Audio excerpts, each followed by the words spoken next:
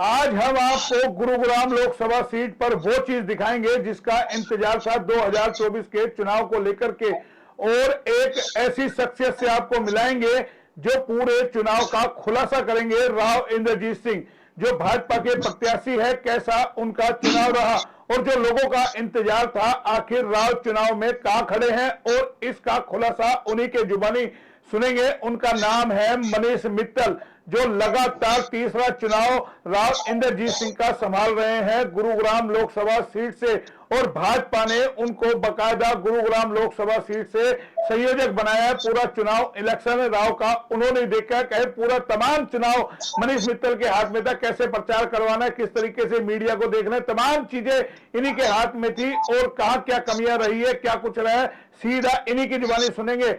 मित्तल साहब, HR news में आपका पहले तो स्वागत है। बहुत बहुत धन्यवाद जी। अरे बड़ा इंतजार था, कोई राव की तरफ से आए हमारे चैनल पे, पहली बार आपने हाँ भरी है। मनीष मित्तल जी, बताइए, चुनाव तो संपन्न हो गया, ईवीएम में किस्मत कैद हो गई है, किस तरीके से देखते हैं आप? राव के भी कट्टर समर्थक हैं और बीजेपी ने आपको गुरुग्राम से पूरा इंचार्ज बनाया था राव के इलेक्शन का, किस तरीके से देखते हैं, कहां खड़े हैं आज? लोगों का इंतजार है, एचआर न्यूज पे निगाह है लोगों की।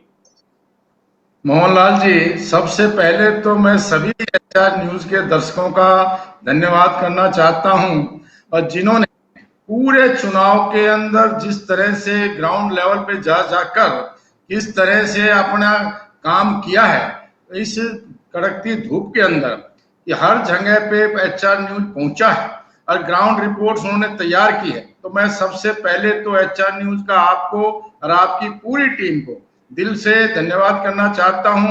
माननीय राव साहब की तरफ से भी, भारतीय जनता पार्टी के मैं संयोजक होने के नाते भी पूरी टीम का आपका दिल की गहराइयों से बहुत बहुत धन्यवाद और आभार व्यक्त करता हूं।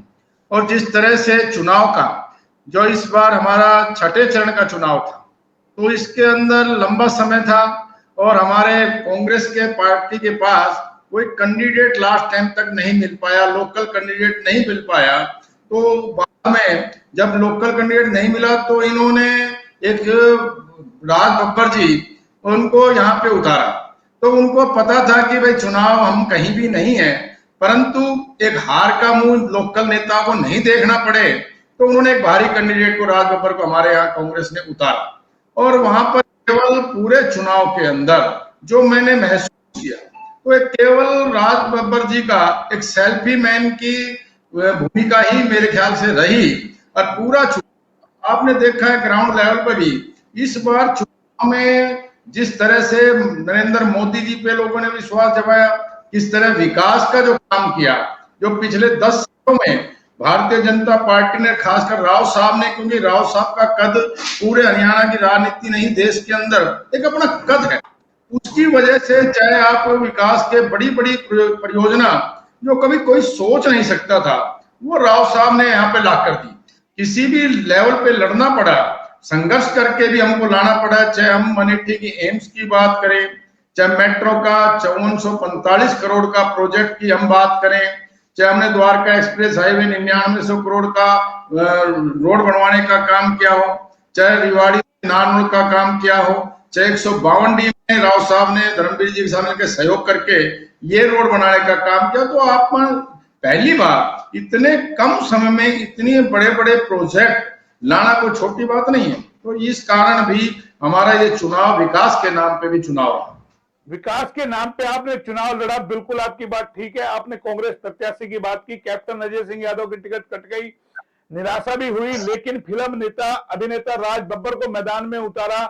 तो आपको लगता है, क्योंकि आप 3 चुनाव देख चुके, तीनों चुनाव आपने कहा 14 में मैंने राव का चुनाव संभाला, 19 में मैंने संभाला, 24 में मैंने सुनावा, और लगातार 2004 से मैं भी चुनाव देखता आ रहा हूं, लगातार मैंने भी कई सारे चुनाव कवर किए। सवाल ये है, हर बार चुनाव में मेवात और वर्सेस अहिरवाल हो जाता था, इस बार नहीं हो पाया।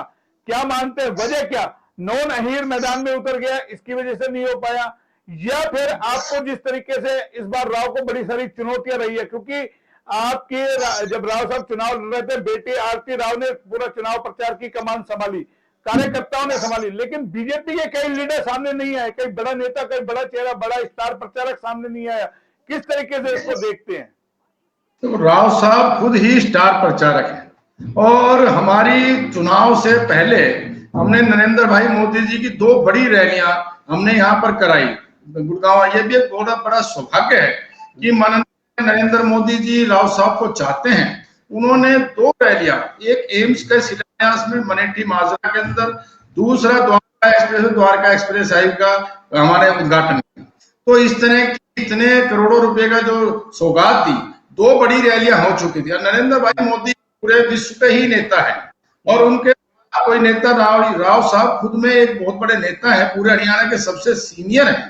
तो उन्होंने स्टार प्रचारक की हमको जरूरत नहीं पड़ी और हमको केवल राव साहब ही स्टार प्रचारक थे। उनकी बेटी जो बहन आरती राव है, उन्होंने भी इस तरह से पूरा चुनाव के अंदर प्रचार किया और लोगों ने इतना कंधों पे बैठा के रखा, इतना उत्साह का माहौल पूरे लोकसभा के अंदर देखने को पहली बार हमको मिला। क्योंकि कैंडिडेट हमारे मुकाबले में मेरे ख्याल से जब नहीं मिला तो एक राज बब्बर जी आए। राज बब्बर जी को पता था कि मेरी यहाँ पे दाल गलने वाली नहीं है और वहां की लोकल जो स्थानीय नेता थे भारतीय जनता पार्टी के बाद हमने इस बार सबने, किसी ने कम किसी ने ज्यादा, वो मैटर अलग है, परंतु सबने मिलकर ये चुनाव भारतीय जनता पार्टी के लिए लड़ा, नरेंद्र भाई मोदी जी के लिए लड़ा। बिल्कुल बिल्कुल लड़ा। अब मैं ये जानना चाह रहा हूँ, गुरुग्राम लोकसभा क्षेत्र में कहां से आप मानते हैं राव इंद्रजीत को बड़ी बढ़त मिलेगी, बब्बर निचले पायदान पे रहेंगे, बब्बर को चुनौती मिलेगी? क्योंकि अभी जो चुनावी सर्वे हमने किया, लगातार आपने भी देखा होगा, मार्जिन आप हार जीत का क्या मानते हैं और कहां से जो राव साहब का आपको लगता है लीड दी होगी बब्बर को?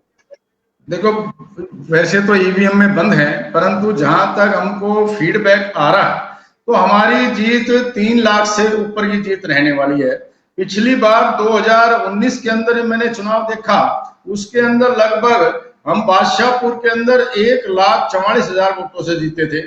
उसी तरह से 1.25 लाख के लगभग हम गुड़गांव के अंदर हम जीते थे और उस बार पर वोट्स भी बढ़ा है।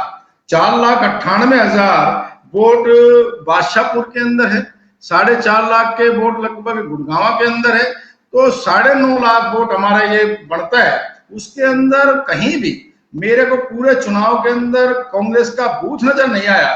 तो परंतु उसके अंदर इतनी गर्मी के बावजूद लोगों ने 54% और 58% वोटिंग की इन दोनों विधानसभा। मैं समझता हूँ बादशाहपुर, पटौदी, अपना सोना और बावल और रिवाड़ी, ये 6 विधानसभा में बिल्कुल हम एक तरफा हमारा माहौल रहने वाला है। बहुत बड़ा मार्जिन हमको यहाँ पे प्राप्त होने वाला है। लेकिन मनीष जी बोल रहे हैं 19 में पुलवामा था, अब ऐसा नहीं था, बालाकोट पुलवामा नहीं था, बड़ी दिक्कतें आ रही है। आपको लग रहा है पूरा चुनाव देखे, मैंने भी कंपेनिंग करी है, मैंने भी पूरा चुनाव देखा और आपने भी देखा है, जाहिर है तमाम मैं फील्ड में तीनों लोकसभा क्षेत्रों में मैं गया, भिवानी, महेंद्रगढ़, गुड़गांव और आपके रोहतक तक। इस बार कहेंगे मोदी जी को क्या हो गया जिस तरीके से भाषण आए? क्योंकि राव तो पहले कह चुके थे नामांकन वाले दिन कि प्रतिद्वंदी को कमजोर ना समझे, मुकाबला बराबर का होगा, किसी भी तरीके से हल्के में ना ले, कहीं घास के चक्कर में कपास तो नहीं खा गए गलतबाजी के अंदर कि कमजोर समझ करके। क्योंकि अब जो आंकड़े आ रहे हैं, बब्बर भी कहीं जिस तरीके से चुनाव उठा वो नुकसान कर सकते हैं बड़ा आप लोगों को। आप 3 लाख से ज्यादा की जीत मान के चल रहे हैं। जी मनमोहन लाल जी, बिल्कुल हमने चुनाव को चुनाव के हिसाब से लड़ा और ज्यादा से ज्यादा जगह पे हमने 9 के 9 विधानसभा में हमने पूरा उसके अंदर गांव जितने हम जा सकते थे पूरा, क्योंकि सबसे बड़ी लोकसभा थी, 25,70,000 वोट की लोकसभा पूरे हरियाणा के अंदर सबसे बड़ी लोकसभा के अंदर हम ज्यादा से ज्यादा, मान्य राव साहब और हमारे आरती राव जो हमारी स्टार प्रचारक थी, वो ज्यादा से ज्यादा क्षेत्रों में जाने का कार्य किया। और दूसरा, जहां कमजोर की बात है, कैंडिडेट को हमने कमजोर नहीं, हम अपने हिसाब से लोगों के बीच में जाकर अपने विकास कार्य को, माननीय नरेंद्र मोदी जी के द्वारा किए गए कार्यों को हमने चुनाव का मुद्दा रखा। हमारे सामने कौन है इसका हमको कोई ज्यादा फर्क नहीं था, दिमाग में कोई इस तरह की सिचुएशन, हमारी जो प्लानिंग थी वो कोई नहीं थी। हमने केवल लोगों तक अपने विकास किए गए विकास कार्यों तक पहुंचाना था और उसमें हम सफल रहे। और जहां तक पहली बार हमको या मेवात के अंदर भी जो पहले हमें वोट नहीं मिलता था, पिछली बार हम 1,88,000 वोटों से आए मोहन जी, उसके बाद हम 3,84,000 वोटों से जीतने का काम किया था। तो इस बार स्थिति हमारी मेवात में भी बेहतर है, मेवात के नेता के साथ थे, तो मेरे को कहीं भी ऐसा नहीं लगता कि हमारी कोई भी लीड कम होने वाली है या हमारा कोई काम में कोई कसर रही हो। तो लोगों ने लेकिन मनीष जी 16 लाख से भी कम वोट पोल हुए हैं, वोट जरूर बढ़ गया, आप कह रहे 4.5-5 लाख वोट बढ़े हैं, लेकिन पोलिंग नहीं बढ़ी। पोलिंग ने सब जगह गच्चा खाया है। लेकिन मेरा सवाल बड़ा है, जब राव से 400 पार को लेकर के बात की गई थी और मोदी जी के एक बयान को लेकर गई थी, इसमें मुस्लिम लीग की झलक आती है, आपका भैंस ले जाएंगे, आपका मंगलसूत्र ले जाएंगे। राव असहज हो गए थे दोनों सवालों पे। किस तरीके से देखते, डेंट कर गया आपको ये मुद्दा? देखो, वहां पर नो डाउट मेवात के अंदर एक तरह से हिंदू मुस्लिम चलता है। जो चुनाव मैंने पहले भी 2014 का 2019 का देखा, परंतु इस बार पहली बार राव के नाम पे मेवात के अंदर वोट मिला है। मैं ईमानदारी से के नाम का वोट हमको मिला है, पर्सनल वोट मिला है। साथ में भाजपा में एक से जितने बड़े नेता जो एक्स एमएलए थे 2014-19 में, हमारे पास एक ही बड़ा नेता मेवात का हमारे पास नहीं था। इस बार आप देखो, नूह के अंदर हमारे पास 3 बार के विधायक जाकिर हुसैन जी हमारे साथ थे, और नसीम अहमद जी, आजाद मोहम्मद जी, जान मोहम्मद, जो बड़े चेहरे मेवात के हैं, वो हमारे साथ नजर आ रहे थे, पूरे फील्ड में मेहनत कर रहे थे। अब आपके रिजल्ट जब आएंगे तो आप देखना कि हम तीनों कॉन्स्टिट्यूंसी में बढ़त बनाएंगे। भाई रेवाड़ी में तो आपके एक भी जो अहिरवाल के नेता हैं, चाहे पूर्व विधायक हो चाहे और हो, कोई भी मंच पर नजर नहीं आए, दिखे नहीं है। कई चुनाव में 1-2 बार मंच पे आए, राव नरबीर भी, वो भी उसके बाद कहीं नजर नहीं आए कंपेनिंग करते हुए। तो जिस तरीके का आकलन लगातार हमारे पास जो टीम है, जो हमारे विश्लेषक है, नरेश चौहान जी का आपने देखा होगा, पूरा विनय यादव जी का आपने देखा होगा, तमाम कहीं ना कहीं आपको अग्निवीर या जिस तरीके से अहिर रेजिमेंट, ये 2 मुद्दे आपको डेंट कर गए। क्योंकि अहिरवाल में सबसे बड़ा मुद्दा घर घर में सैनिक होते हैं, और एक दूसरा मैनिफेस्टो में जिस तरीके से जिक्र कर दिया गया कि भाई आपकी भैंस ले जाएंगे, मोदी जी ने जो आरोप लगाया, कांग्रेस ने कहा 400 पार आ गई तो आपका यह संविधान खत्म कर देंगे, आपका आरक्षण खत्म कर देंगे, वो डेंट आपको लगता है कहीं ना कहीं हुआ है? और तीसरा सवाल आपसे कर रहा हूं, इस बार अहीर और मुस्लिम ना होकर के पंजाबी आ गया, पंजाबी के केंद्र में चुनाव आ गया था, वो आपको नुकसान कहीं हो रहा है? तीनों सवालों का जवाब मैं चाह रहा हूं। पहले मुद्दे पे हम आते हैं अहीर रेजिमेंट पे। अहीर रेजिमेंट पे मुझे याद है, जब अहीर रेजिमेंट का आंदोलन चरम सीमा पे था, ये जंतर मंतर पे धरना था, तो माननीय राव इंदरजीत सिंह जी पहले व्यक्ति हैं जो केंद्र में मंत्री होते हुए अहीर रेजिमेंट के समर्थन में जंतर मंतर पे गया था। मुझे भी सौभाग्य मिला था उनके साथ जाने के लिए। तो आप वो मुझे पता है, पहला समर्थन अहीर रेजिमेंट का किसी ने किया तो राव इंदरजीत सिंह जी। रक्षा मंत्री जी हो चाहे प्रधानमंत्री हो, कितनी बार यदि उनके समर्थन के लिए लेटर लिखा तो भी राव इंदरजीत सिंह जी ने किया। इनके अहीर रेजिमेंट खेड़की दौला पे गए तो राव इंदर, तो ये मुद्दा सबको पता है कि राव इंदरजीत सिंह अहीर रेजिमेंट के पक्ष में हैं, परंतु नीतियां जो बनी हुई है सरकार की, उसके अंदर पता है कि अहीर रेजिमेंट नहीं बन सकती। तो राव साहब ने क्षेत्रीय जो है एक नई शुरुआत की, उन्होंने अहीरवाल रेजिमेंट के लिए मांग की है, जिससे कि वो सिरे चढ़ जाए। तो राव साहब अहीर रेजिमेंट के जो लोग हैं उनको सबको पता है कि राव साहब उनके समर्थन में जिस तरह से वो ताकत अपने केंद्र में इस मुद्दे को लेके लगा रहे हैं, उनको सब कुछ पता है। इसलिए हमारा अहीर रेजिमेंट का जो मामला है वो हमारे कहीं भी किसी विरोध में, कहीं भी किसी प्लेटफॉर्म पर नहीं गया। और दूसरा सवाल था आपका अग्निवीर के लिए जो युवाओं में जो कोई कांग्रेस जो गुमराह कर रही है, अग्निवीर के बाद स्टेट गवर्नमेंट ने कहा कि 4 साल के बाद जब आएंगे तो डिसिप्लिन के लिए आप विदेशों के अंदर देखो, हर आदमी को ट्रेनिंग करने का एक हिस्सा है। तो मोदी जी, नरेंद्र भाई मोदी जी जो प्रधानमंत्री है, उनकी एक सोच थी कि भाई युवाओं को रोजगार मिले, साथ साथ उनको भी स्टेट गवर्नमेंट ने हमने घोषित किया है कई स्टेटों ने कि भाई इसको तुरंत नौकरियां हम देंगे। तो इस तरह का उनका कोई भविष्य खराब नहीं है। यदि आप छोटी उम्र में नौकरियां करते रहो, डिसिप्लिन महकमे की करते हैं, एक तरह से ट्रेनिंग होती है, उनको पैसा यंग एज में आ जाता है। तो इस तरह से जो गुमराह करने का देश के अंदर काम कर रहे हैं, एक कोई भी स्टेटमेंट को लेके कभी चोर नरेंद्र भाई मोदी को बताना, इस तरह की छोटी सोच कांग्रेस की एक सोच है, किस तरह ध्रुवीकरण किया जाए वोटों का। तो ये कांग्रेस की, क्योंकि कांग्रेस देश के अंदर अब कांग्रेस को अपनाने वाला कोई है नहीं। आपने देखा है कांग्रेस जहां भी जो मीडिया दिखाती है 60-65 से ऊपर कोई आदमी बढ़ नहीं रहा। तो इस तरह से ये लोग अपना गठबंधन बना के, इंडी गठबंधन बना के लोगों को गुमराह करने के अलावा कोई इनके पास कोई मुद्दा नहीं है। विकास के नाम पे ये बोलते नहीं है, केवल इन छोटी छोटी बातों को गुमराह करने का ये कार्य करते हैं। तो लोग इनको समझ गए हैं। इसी तरह इसकी वजह से अब देखो किस तरह से रिजल्ट आएंगे। आज सारे मीडिया चैनल में भी मैं देख रहा हूं, सब 300, 300 पार, 350, जैसे हम 400 का नारा है। तो इस तरह से हमारे को बढ़त रोजन हर फेस में बढ़ी है। और 1 तारीख के बाद एग्जिट पोल देखोगे, 4 तारीख को जब रिजल्ट आएगा तो सबको ये पता है कि भाई देश के अंदर भाजपा की सरकार बनने वाली है, नरेंद्र भाई मोदी प्रधानमंत्री बनने वाले। तो इसमें कोई दो राय नहीं। लेकिन मित्तर साहब देखिए, आप जाहिर है बीजेपी से जुड़े हैं, आपको तो गुनगाने हैं, लेकिन पूरे चुनाव को देखिए, पहले हर जो चुनाव 2014-19 का कांग्रेस को अपनी पिच पे लाके चुनाव खिलाते थे मोदी जी। इस बार मोदी जी को उनकी पिच पे जाना पड़ा, कोई नेशनल नैरेटिव सेट नहीं कर पाए मोदी जी। इस बार तमाम चीजें उनकी कांग्रेस पर केंद्रित रही, चाहे मंगलसूत्र से लेकर के आ जाइए मुजरे तक वो पहुंच गए, और कल तो वो गांधी तक पहुंच गए। बोलो, गांधी जी को भी जो है फिल्म जो गांधी की आई थी उसके बाद लोग जानने लगे हैं। अब तो नहीं लगता मोदी जी ने कहीं बहुत बड़ा डेंट करा है। जिस तरीके से मोदी जी का हो रहा था वो नुकसान आप लोगों को भी हुआ है। देखिए, 400 पार के नारे पे हमने राव से सवाल किया था, जवाब नहीं मिल पाया। बोला आप संविधान जाकर के पढ़ लीजिए। फिर हमने कहा भाई आपके जो मैनिफेस्टो को लेकर के, बोलो सभी आप पढ़ लीजिए जाकर के मैनिफेस्टो। मंगलसूत्र पे बात की, बोला नहीं मैं नहीं मानता इन चीजों को। बोला ये जवाब नहीं दे पाए थे। तो आपके आका के बयानों पे अगर आपके नेता जवाब नहीं दे पा रहे, आप कैसे तारीफ कर रहे हैं? आप बताइए, कोई एक नैरेटिव बताइए जो मोदी जी सेट कर पाए हो। राम मंदिर का कहीं जिक्र आया और बीच में 400 पार करना बंद कर दिया। तमाम चीजें कहीं ना कहीं इस बार मान लो आप इस बात को कि बीजेपी धरातल पे नहीं थी, बीजेपी को अंदर खाते भी डेंट लगा है।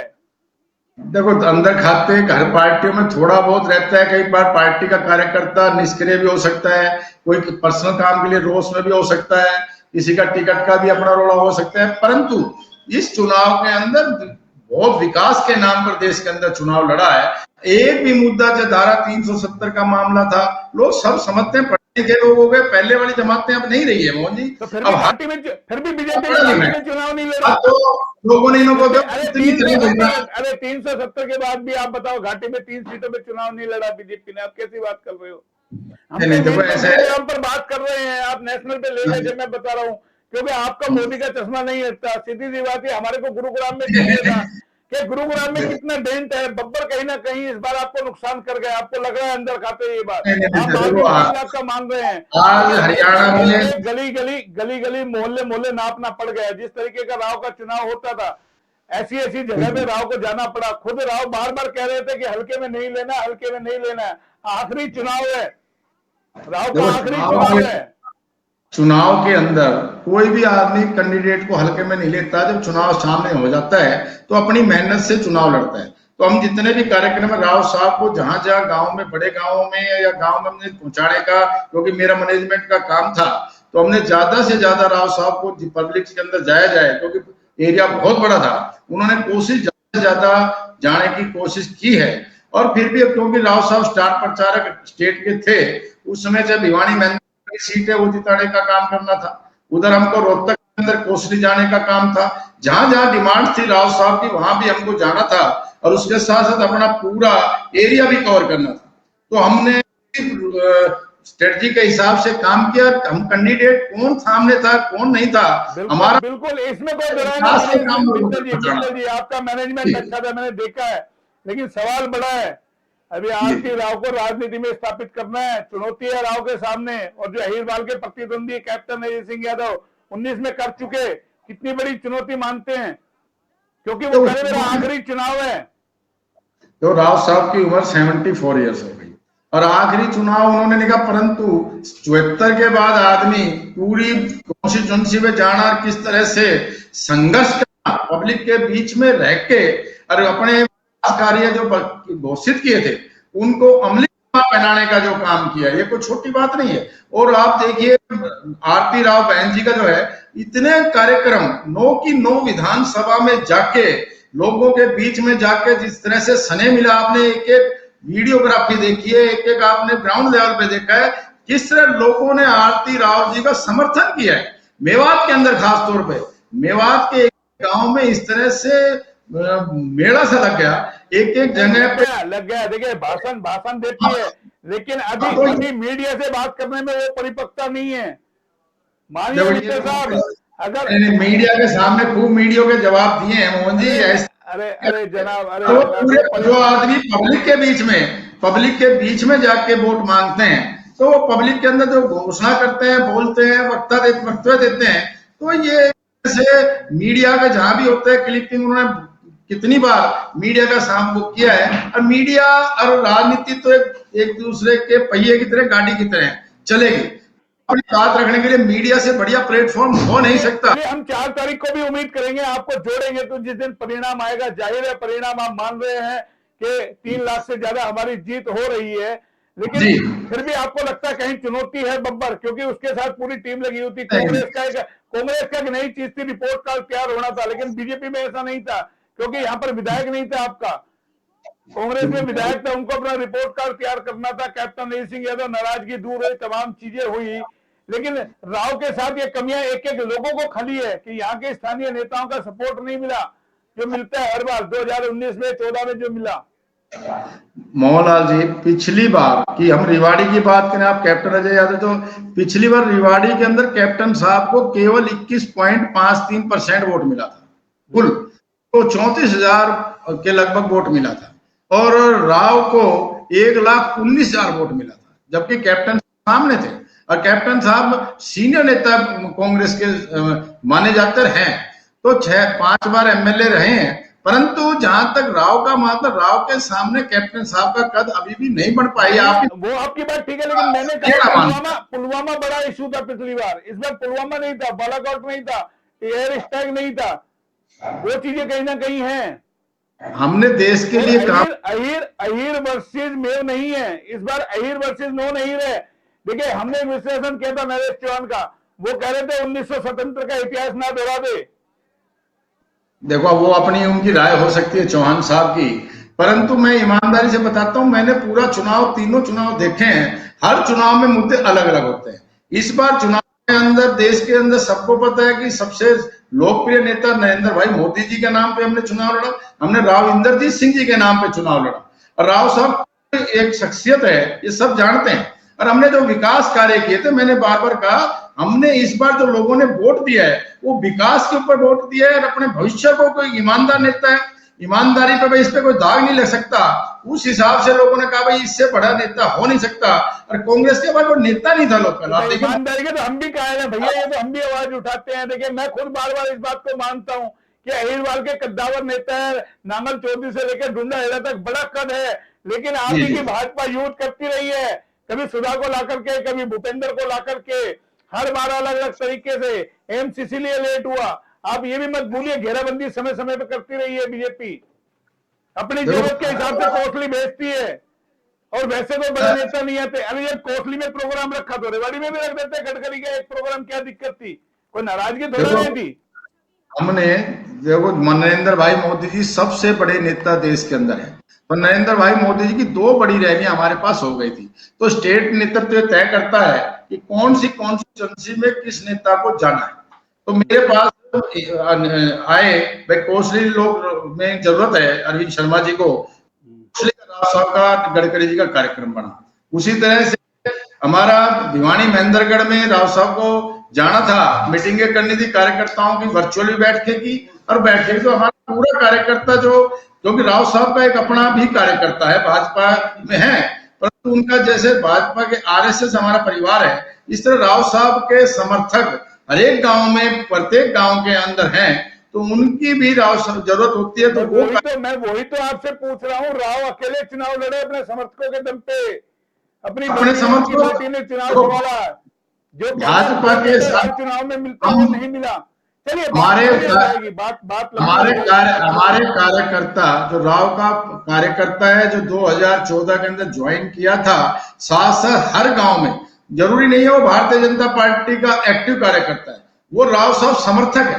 तो राव समर्थक भी पूर्णतः लगा रहा, भाजपा के हर एक कार्यकर्ता ने, किसी ने कम किसी ने ज्यादा, जहां जिसकी ड्यूटी लगी वो सारा भारतीय जनता परिवार ने हमारा पूरा पूर्णतः साथ दिया। और हर तरह से इसका जब भी तो परिणाम, हम जो 3 लाख की जीत का अनुमान लगा रहे हैं, तो उसका यही तो है कि हमने पूरे एक परिवार की तरह भाजपा ने, अन्ना राव के समर्थकों ने और जो वोटर्स थे सब ने मिलकर एक तरह से टीम वर्क की तरह काम किया और उस काम का नतीजा ये रहा कि आज हमारी हरियाणा के अंदर यदि कोई जीत लगाते हैं तो पहली सीट गुड़गांव लोकसभा की लगाते हैं। चलिए, पहली सीट आपकी गुड़गांव मान ली, अब हरियाणा में बता दिए बीजेपी को कितनी सीट मिल रही है, कांग्रेस को कितनी मिल रही है, और 400 तो पार का नारा क्या है, आपसे एक बार जानना जरूरी है। तो 10 की 10 सीटें हम जीतेंगे मोहन जी। पिछली बार भी था कि भाई ये हो गया ये हो गया, जब रिजल्ट आपके सामने आएगा कि भारतीय जनता पार्टी का जो हमारी फीडबैक थी, परसों चंडीगढ़ के अंदर मीटिंग थी, मैं अंदर की बताता हूं आज मीडिया के सामने भी, वहां पे जो हमारा फीडबैक माननीय मुख्यमंत्री जी थे और उनके सामने कि हमारा जो आकलन आया वो 10 की 10 सीटें हम जीतने वाले हैं। लोगों के करीब विपक्ष के आरोप लगाएंगे, कभी मशीन की तरफ जाएंगे, कभी कुछ करेंगे, क्योंकि इनके पास मुद्दा तो था नहीं। तो मेरा मानना है कि हम 10 की 10 सीटें बहुत अच्छे मार्जिनों से हम जीतने वाले हैं और देश के अंदर जो 400 का नारा है वो भी साकार होता नजर आ रहा है। और देश के अंदर पुनः 4 तारीख को आप रिजल्ट देखेंगे, आपके चैनल पे जरूर आऊंगा, तो आप देखना इसके अंदर जब रिजल्ट आएंगे तो कई जगह चौंकाने वाले रिजल्ट साउथ के अंदर आपके चलिए चलिए, ये थे हमारे साथ मनीष मित्तल जी, जो लगातार तीसरी बार राव का चुनाव संभाल रहे थे और गुरुग्राम का इनको प्रभारी एक तरीके से बनाया गया था। पूरा चुनाव का मैनेजमेंट राव का इन्हीं का था और इन्हीं की जुबानी एक बार लोगों को जानना था, क्योंकि हम उम्मीद कर रहे थे राव भी हमारे चैनल पे आए, जवाब मिले, लेकिन अफसोस हमें जवाब नहीं मिल पाता। राव हमारे चैनल पे शायद अभी जवाब नहीं दे पा रहे हैं, लेकिन मनीष मित्तल जी ने आज हाँ भरी और तमाम चीजें आई कि ये मान रहे हैं 3 लाख वोटों से राव इंद्रजीत जीत रहे हैं, लेकिन ईवीएम में किस्मत बंद है। 4 तारीख को परिणाम आएगा, उस दिन भी हम मनीष मित्तल जी को जोड़ेंगे और तमाम चीजें विस्तार से आपको दिखाएंगे। फिलहाल आप जुड़े, बहुत बहुत धन्यवाद। फिर आएंगे किसी नए अपडेट पे मनीष जी, तब तक के लिए नमस्कार। बहुत बहुत धन्यवाद मोहन जी, बहुत बहुत धन्यवाद जी।